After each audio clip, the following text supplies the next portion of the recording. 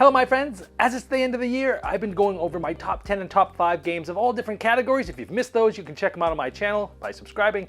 Today we're taking a look at my top 10 family games, which essentially is sort of like top 10 light strategy games, if you will, where they're good for gamers. Gamers enjoy them as well, but they can also be played with casual people that don't play a lot of games and with older children. Let's take a look.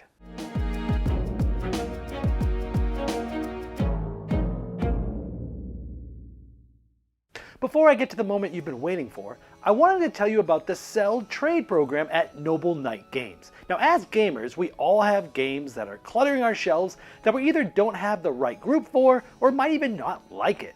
Well, now you can turn those unappreciated games into cash or store credit. Noble Knight Games buys thousands of games and gaming products. It's easy to send them a list of the games that you'd like to sell or trade. Now they'll send you a quote and even pay for the shipping of the games. Get treated and paid like royalty while you sit back and collect cash or store credit. To get started, click the link in the description of this video or in that upper right corner there, and then click the Sell Trade button. Number 10. This first one is a Halloween-themed game called Tricky Treats. This is from Cranial Creations. This game, you're going to be basically dressing up the kids in different costumes. And this is done with a really clever mechanism of transparent cards. You're going to take these transparent cards that have different pieces of costumes, heads, legs, or body. And you're going to be mixing and matching and placing them on different things. And once you have the right costumes on the right people, you're going to be going out to different places. You're going to be going out to get treats at different houses. And they want specific costumes or types or colors or matches or not matches. And you're trying to get things, and you're going to get more for being the first one there, but you're also trying to complete rows and or columns because that's going to move you up different tracks of different treats. But at some point, you're also going to be able to go to some of the tricky places where you might be toilet paper in their house or putting eggs on their house. And they're going to give you some secret goals or some goals that you're trying to unlock for the end of the game, giving you some longer term strategy. So the game's really simple. You're either going to a door and getting candy based upon what you've done, or you're getting more costumes. But there's definitely still a lot of thinking as to which ones are you doing, how are you putting them together, what do the things want, the different houses, how are you going against what the people want or the different competitors are going for. You're trying to beat them to different spots. You're also trying to move up certain tracks of candy, of the types of candy different houses have, because they all have sort of different types of candy, and you're trying to match those with your long-term goals. Lots of thinking for how light the game is. Tricky Treats, lots of fun. Number 9. This next one is a slot machine style press your luck game where you're basically on your turn taking a couple of cards and you are flipping them over 2 of the 3 different piles, and you're trying to match, like 777 or 111. You're just trying to match 3 of the same things. Now, obviously, there's a different distribution of cards where there's a lot more 1s than 7s, for example. But on the back of the cards, you know one of the 2 things that's going to be there. So you're trying to figure out which one to place where and to try to get it. If you get it, great. You get the jackpot and you collect those cards, which are going to be points at the end of the game. But also, if you collect it, you can turn those in to try to win the mega jackpot. And that's where you flip over 1 of 4 cards, and you might lose those cards and not get the bonuses, or you might get a huge bonus to be able to take tons of cards that people have discarded earlier. Another aspect is if you bust or you don't get something, you can spend one of your previously gotten cards as currency in order to flip 1 or 2 more cards. And you can keep doing this, but every time you do it on your turn, you got to spend something that's more valuable. So I think this is just a blast. It's fun, it's silly, it's zany. There's some strategy to the distributions of cards. There's some memory elements of knowing what's already come up. Hey, there's only 9 sevens in the entire game. How many of those have actually come up? Do I really have a chance of getting this big jackpot? Things like that, but it is a lot of fun, and you'll have a lot of laughing with it as well. Mega jackpot. Number 8.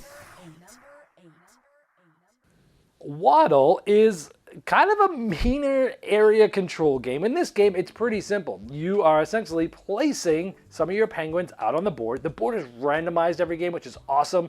How many different sort of pawns and the way that those points make are different every game. But essentially, you're just placing some penguins out on the board, and you're trying to, at the end of the game, have sort of the most influence, if you will, the most things around the pawns to get those points. But you're also building big groups and sort of network building or route building with your penguins, because if you have a certain size of contiguous groups of your penguins, you're also going to get a certain amount of points. So you're trying to like surround things, but also make 1 or 2 large groups, but people are cutting each other off. Plus, you're also trying to decide, hey, this turn I have to place next to the 7 pile, let's say. But if I don't want to do that, I can say this, I can go, you know what? No, I'm going to skip to the next one. I'll wait for everybody else to finish their turn on 7. And then but I'm going to be first on this next one, because that's going to help me build my route from over there to over here. So it's a lot of like, do I want to play on this one? And if I do it multiple times, maybe if everybody else runs away fast, or do I want to just like get out of dodge and get to have a better turn order in something else? Some simple decisions, but it's great because it has that area control element and blocking and trying to split up other people's groups, so try to make your own. Great little game, Waddle. Number 7. Now, the next one is Australis. Now, off the east coast of Australia, an underwater superhighway, a worn stretch of ocean water called the East Australian Current, or the EAC. Now, you're going to be basically having your sea turtles swim amidst the beautiful flora and fauna. So in this game, you're going to be drafting dice, and each of these dice have sort of different types of actions. One of them is you might be racing your turtle down the EAC to pick up food cubes, and those are going to allow you to collect bigger schools of fish for more points for set collection. You're going to be picking up different advantage cards with different actions, and these give you sort of different bonuses and abilities, and they're also sort of an engine building component, where if you now take a die of the color of that card, you get to basically use the abilities of all the cards of that color underneath. So it sort of is teaching a little bit of engine building. There's an area control element of the coral reef, where you're trying to have the most or second most for points around some of those things. And then at the end of the round, there's a big roll-off, where everyone's going to roll dice that they've drafted that happen to have numbers on them. Whoever has the smallest die is going to remove it, and you keep going to the last person standing, and that's going to get you some points too. So there's a little bit of everything here. There's some pressure luck, there's just some straight-up dice rolling, but there's some planning and mitigating for some of those with some special ability cards. There's racing, there's area control, there's engine building. Like, if you're like, hey, let me build a family game that kind of teaches all these concepts, but still fun for adults to play with their children, the Australis is a great one for that. Number 6. The next one is Diatoms from 25th Century Games. Now, in this, you're creating your own microscopic mosaic based on an obscure Victorian art form. Because hidden in the water all around us are tiny life forms known as diatoms, and these microscopic algae cells come in a variety of exquisite geometric shapes and patterns. So in this game, what you're doing is you're placing a tile, one of 3 tiles, and you're placing it into a central sort of hex board that everyone else is sort of building on. So it has a lot of player interaction that way. But you're trying to line up different colors, and you have to match them. And then based upon the ones that you match, you're going to be taking certain types of the shapes of those colors and placing it on your own board. So you're doing something that has interactions with other players, but then you have your own thing that you're kind of figuring out. And you're trying to do all these different types of puzzles on your board. There's certain spaces that only select certain types of shapes. And you're trying to do a bunch of different things. Like, hey, have the most different colors in each of the 3 main rings of your board. That's one main way to score at the end. Or having symmetric matches. Like, if you can match the color or the shape that is like symmetric on the other side of the ring, of the same spot on the other side, you'll get points. If it matches shape and color, you'll get 3 times those points. Sometimes you're going to be trying to have different types of things matching, some things not matching. Sometimes you're going to be having the most colors, because there's also judges in the game. You select 1 per game, and they have 2 sides, a nice side and a persnickety side. And some of these goals, like having the most contiguous of a single color, kind of are at odds with some of these other goals. So you've got 3 main goals that you're trying to do, like how many different shapes in each ring and things like that. But then you have these other judge things that change each game as well. And it is quite a bit of a crunchy puzzle to figure out. I need a green square and I want to put it there. How do I get a green square? Well, I've got to line up 4 greens together. Where can I do that? So you kind of figure out what you're trying to do. You work your way backwards into the abstract placement of those things.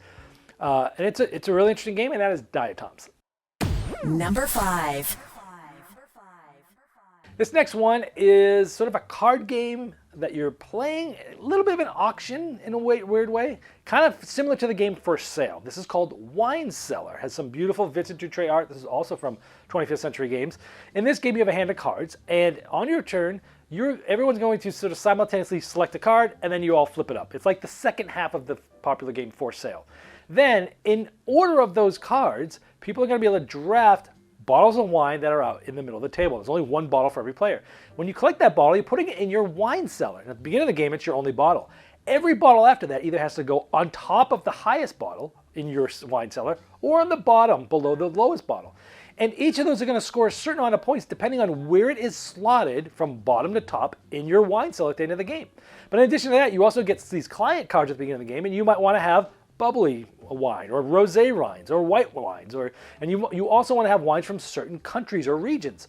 And so not only are you trying to collect to make a lot of points for your set collection, the way they're sort of stored in your cellar, but you're also trying to figure out how to score the most from your client cards. It's a simple game. It's really fun. There's also an advanced variant because it's quite lucky. It's more of a beer and pretzel style game, but there is an advanced gamer variant where you play 3 rounds, and the cards that you end up with are the ones that you start the game with. So you could actually play towards, hey, I'm going to possibly score less in this round to set me up for the next round. And that makes it more of a gamer's game as well. So it can do both things there. Looks great, lots of fun, and have a good glass of wine when you're playing Wine Cellar. Number 4.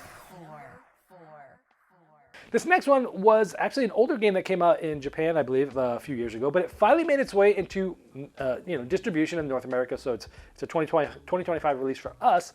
This game is a very streamlined area control game. It's very interesting, is that on your turn you're rolling some dice, 3 dice, and 2 of them are going to tell you which numbered location you're going to be placing some units. And then the last die that you didn't select will basically correspond to how many people or units you could put in there. That's the whole game. At the end of the game, there is basically, you start with the smallest, number 1, and you see who has the most. And the player who has the most not only gets points, but they're also going to be able to sort of like get reinforcements and move them to an adjacent area.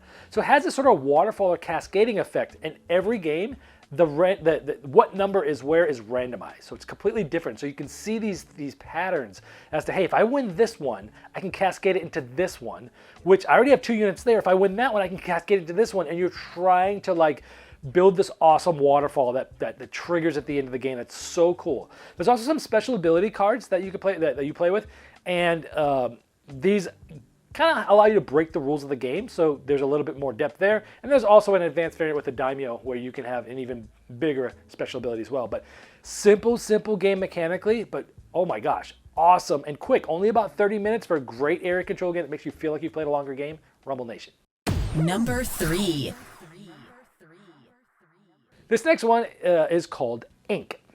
Now this is one of those sort of games similar to say like an Azul or thing like that, where it's like you're doing some drafting of tiles and then you're building your own thing. Now this game's a lot nicer than Azul, I would say, because you can't really totally hose someone by sticking them with tiles they can't have and getting a bunch of negative points. But in this game, you're moving around a rondel and you're gathering a tile and you're putting it in front of you and you're building up this big sort of painting of all these abstract ink blots. And in this, you're trying to basically finish goals where they might have a circle with a number in it. And if you've made a contiguous group on that turn that has that colors in there, you're going to be able to place your ink blots on that one and all the other spots the circles that are in that group.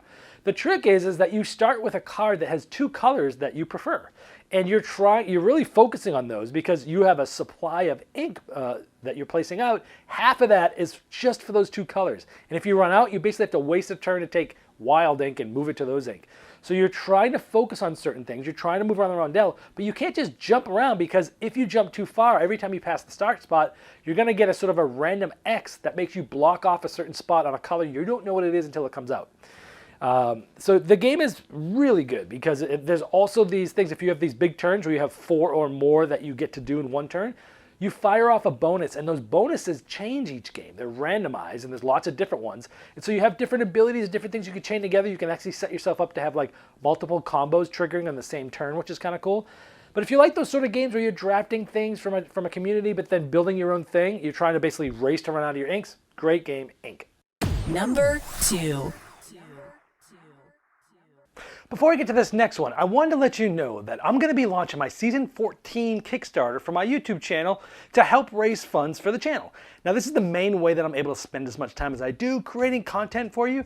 Now, there will be some awesome board game promo cards and some game bundles to get, and I'd really appreciate it if you click the little eye in the upper corner there and click to be notified when the campaign launches, or you can go to Kickstarter.com and search for Game Boy Geek Season 14.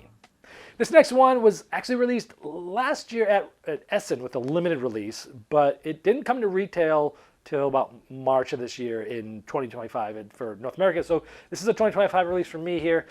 This is Rebirth. This is a Reiner Knizia tile-laying games.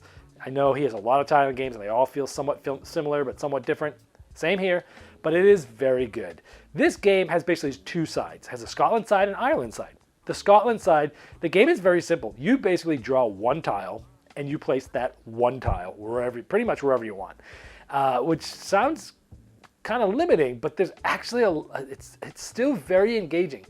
You might be placing tiles that are food farms or energy farms next to them, and you're building contiguous groups of those because you're going to be scoring each time you place there. You're going to be scoring a point for each of your pieces in that group. So people are going to be seeing you're doing that and trying to cut you off from your group so you don't keep running away with a bunch of points.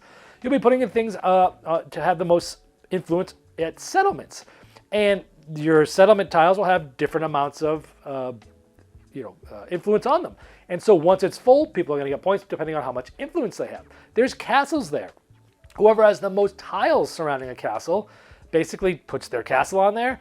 And it's kind of like Longest Road in Settlers of Catan, where like you have the castle now, but someone else might get more tiles than you. They have to sort of pass you, having more of them, and then they get to put their castle on them, and that's going to be worth points at the end of the game. There's also cathedrals, where like you place adjacent to gain secret mission cards. You can have, there's 8 cathedrals, so you can have at the most 8 different things that you're going to try to figure out and do, and that gives you a lot of different strategy, and it's going to change every game. Now the other side of the board, the island adds like public missions. It adds these round towers where there's these tower bonuses, and those, when you place there, you get the bonus tied to that certain tower, and you might be getting bonuses that allow you to score more points or draw more tiles or play a second turn in a row or getting a mission card or doubling mission points or things like that.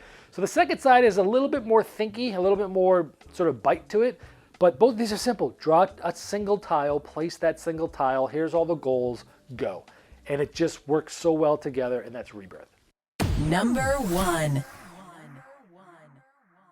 Before I get to the moment you've been waiting for, I wanted to let you know that Game Toppers is giving 15% off premium game mats and accessories specifically to my US and Canada audience using code GameBoyGeek15 off for a limited time only. Hear more about this at the end of my final thoughts. All right, now this one obviously is a game I love, has a ton of interaction. It's called Positano. In Positano, you're essentially building real estate on the cliff sides in Italy, and you're trying to have the best views of the water there.